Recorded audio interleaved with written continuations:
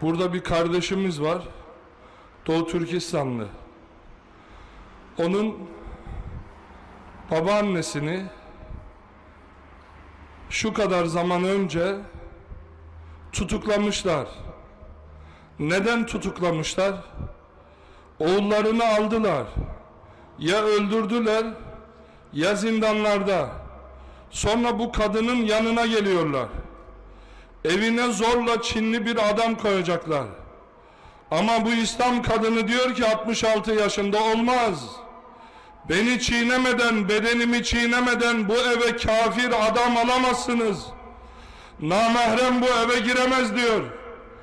O İslam kadını 2 milyar Müslüman seyrederken evinde direniyor Çin'e karşı, eşkıyaya karşı. Diğer İslam kadınlarına gözdağı vermek için alıyorlar, hapse atıyorlar, işkence ediyorlar.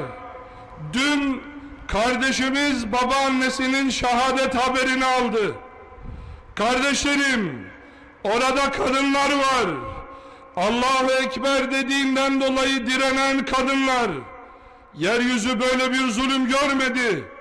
Onların evine oğullarını, eşlerini şehit etmişler. Zorla adamları koyuyorlar. Yani Endülüs oluyor Doğu Türkistan. Eğer sessiz kalırsak mahşer günü Sırat Köprüsü'nde o kadınlar gelecekler. Şimdi burada gıyabi cenazesini kıldığımız kadın gelecek.